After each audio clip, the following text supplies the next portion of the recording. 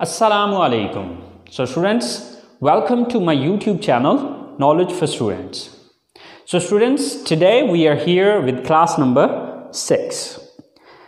Class number 5 के अंदर हमने सिंपल क्वेश्चन के आंसर करना सीखा था कि किस तरह से हम हाँ में जवाब देंगे और किस तरह से ना में जवाब देंगे।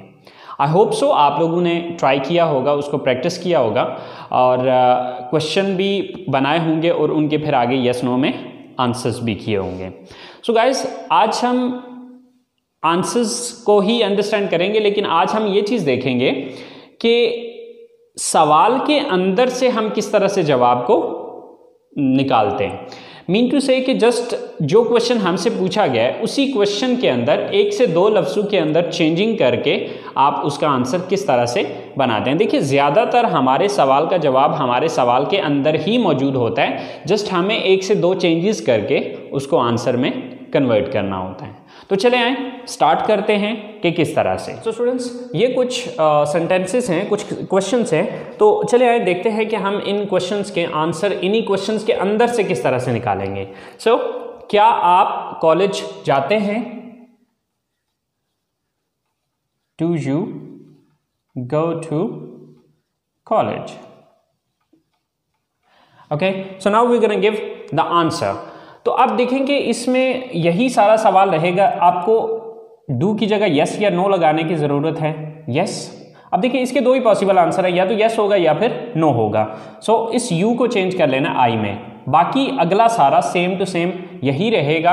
हाँ, अगर आगे को प्रोनाउन आ रहा है तो उसको चेंज करने की ज़रूरत है, बट प्रोनाउन चूँकि अभी डिटेल से हमने पढ़ा नहीं है, उसको अभी डिस्कस नहीं किया, इसलिए मैं उस डिटेल में अभी फिल वक्त नहीं जाऊँगा, लेकिन अगली क्लासेस में इंशाल्लाह उसकी भी डिटेल आपको बताऊँगा। सो यस आई, नेक्स्ट जो बकिया बचता है सवाल के अंदर सेंटेंस, वही सेंटेंस हम यहाँ पर लगा देंगे।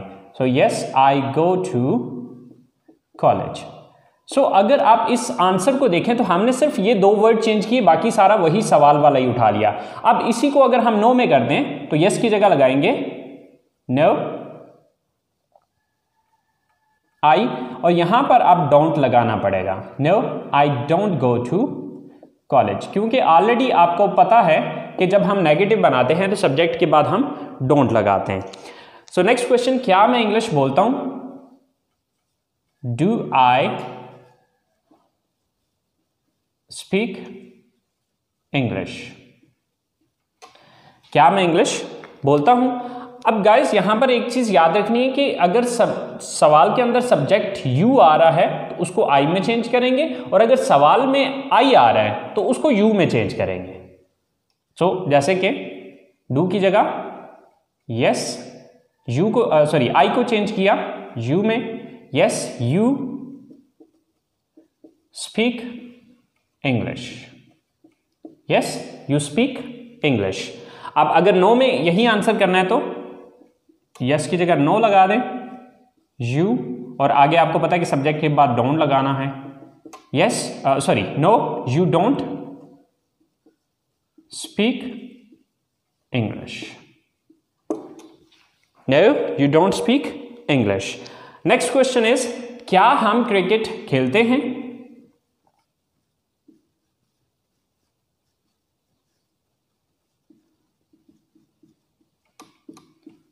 Do we play cricket? अब इसके दो पॉसिबल मीन आंसर्स हैं, बट इसमें ये जो वी है ये या तो वी ही रहेगा या फिर इसको यू में कन्वर्ट कर सकते हैं। अब देखना ये होगा कि जो बंदा सवाल पूछ रहा है वो अपने बारे में बात कर रहा है या आप खुद भी उसमें शामिल हैं। अगर तो वो सिर्फ अपने बारे में बात कर रहा है या अपने साथ जुड़े हुए कुछ और लोगों की बात कर रहा है, लेकिन आप खुद उसमें शामिल नहीं हैं, यानी कि जिस बंदे से सवाल कर रहा है वो बंदा उसमें शामिल नहीं है, तो फिर यू लगाएगा। अगर आप खुद भी उसमें शामिल हैं तो फिर उसमें आपको वी ही लगाना पड़ेगा। तो इसके दो पॉसिबल आंसर हैं, एक तो आप ये कहेंगे यस वी प्ले क्रिकेट। देखिए, वी उस सूरत में होगा कि अगर जिस बंदे से सवाल पूछा जा रहा है वो भी शामिल है, लेकिन अगर फर्ज करें वो बंदा खुद शामिल नहीं है तो इसकी जगह फिर हम वी नहीं लगाएंगे बल्कि यू लगा देंगे। Yes you play cricket. Okay, तो वी उस सूरत में होगा कि जिस बंदे से सवाल पूछा जा रहा है, ठीक है, वो खुद भी इसमें शामिल हो, ठीक है। और अगर वो बंदा खुद शामिल नहीं है तो फिर वी नहीं लगेगा, बल्कि आप वी यू में कन्वर्ट कर देंगे। सो अगर नो में आंसर करना हो तो नो, वी या यू, अब वो डिपेंड करता है क्वेश्चन पे। So don't play cricket, okay. So no, we are you don't play cricket.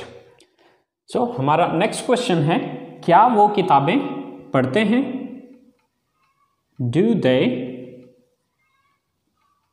Read books? Do they read books? So do की जगह yes, next same to same, they read books. और अगर आप इसी को नो में लेके जाते हैं, no they don't read books. So guys, अब देखें कि हमने ये जो 4 क्वेश्चन बनाए हैं, इन क्वेश्चन के अंदर अगर हम देखें तो कोई लंबा चौड़ा चेंज नहीं किया हमने, सिर्फ एक शुरू में यस या नो लगाया है और आगे सब्जेक्ट को अगर ज़रूरत पड़ी है तो हमने जस्ट सब्जेक्ट को चेंज किया है। अब आगे मैं आपको ये चीज़ भी बता देता हूँ कि कौन कौन से सब्जेक्ट किस में चेंज होंगे और कौन से सब्जेक्ट चेंज नहीं होंगे। सो स्टूडेंट्स, ये वो वर्ड हैं जो कि आपके अगर सवाल के अंदर आ रहे हों तो आप उनको इनमें चेंज कर देंगे। अगर आपके सवाल के अंदर यू आ रहा है तो उसको आप आई में चेंज कर सकते हैं या फिर वी में चेंज कर सकते हैं। अब देखना ये होगा कि सवाल आप अकेले के बारे में पूछा गया या आप 2 या 2 से ज़्यादा लोग हैं। अगर अकेले हैं तो आई यूज़ करेंगे जवाब में, और अगर 2 या 2 से ज़्यादा लोग हैं तो फिर वी यूज़ करेंगे। अब अगर सवाल के अंदर आई आया तो उसको हम जवाब में यू में चेंज कर देंगे। अगर सवाल में वी आया है तो उसको वी में भी यूज़ कर सकते हैं और यू में भी यूज़ कर सकते हैं, क्योंकि अब ये डिपेंड करेगा कि सवाल किसके बारे में है। यानी कि सवाल जो है वो जो बंदा पूछ रहा है वो सिर्फ अपने बारे में पूछ रहा है या उसने आपको भी शामिल किया। अगर सिर्फ अपने बारे में पूछ रहा है तो आप यू का वर्ड यूज़ करेंगे, और अगर आपको भी साथ शामिल किया है तो फिर वी का वर्ड यूज़ होगा। अगर सवाल में योर आ रहा हो तो उसको माई में भी चेंज किया जा सकता है और अर में भी चेंज किया जा सकता है। अगर सवाल में माई आ रहा हो तो उसको योर में चेंज किया जाएगा, और अगर सवाल में अर आ रहा हो तो जवाब में योर या अर इस्तेमाल होगा। स्टूडेंट्स, अगर इनमें से कोई सब्जेक्ट आ रहा है तो फिर इनको चेंज करने की ज़रूरत नहीं है, सिर्फ आपने यस या नो क्वेश्चन के अंदर लगाना है। बाकी जो अगली स्टेटमेंट है या अगला जो सेंटेंस है उसको सेम एज इट इज़ जिस तरह वहाँ पर दिया गया सवाल के अंदर बिल्कुल सेम टू सेम वही आपने इस्तेमाल करना है। सो आई होप सो स्टूडेंट्स, आप लोगों को इस बात की समझ आ गई होगी। सो अब नेक्स्ट जो है वो मैं आप लोगों को 10 सवालात दे रहा हूँ जिनके आपने यस नो में आंसर करने हैं, और ये आंसर आपने बिल्कुल वैसे ही करने हैं जो तरीक़ाकार मैंने आपको अभी समझाया है। सो स्टूडेंट्स, ये 10 सेंटेंसेस ये हैं, देख लें ज़रा। Do you watch TV? Do they learn English? Do we use the computer? Do I sit here? Do you live in this city? Do we go to mosque? Do they go for morning walk? Do Asim and Amir study in this college? Do they work in this factory? Do you visit different parks? So guys, in sentences को आपने English में convert करना है। तो इंशाल्लाह यही sentences जो है वो मैं अगली क्लास में बनाऊंगा।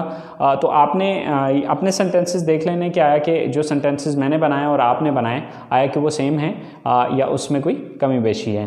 So guys, I hope so आप लोगों ने क्लास को एंजॉय किया होगा। सो प्लीज़ गाइज़, अगर आप लोग इन वीडियो से कुछ सीख रहे हैं तो अपने दोस्तों को अपने जितने भी कॉन्टैक्ट्स हैं उनके साथ शेयर कीजिए इसको, ताकि आपके साथ साथ वो भी सीख सकें। और अगर आपने अभी तक मेरे चैनल को सब्सक्राइब नहीं किया तो प्लीज़ सब्सक्राइब कीजिए, और कोई भी चीज़ समझ में नहीं आती है तो प्लीज़ नीचे कमेंट्स बॉक्स में आप लोग ज़रूर मेंशन कीजिए। इंशाल्लाह I will try my level best to clear your confusions. So guys, you take care of yourself and इंशाल्लाह hope to see you next time soon.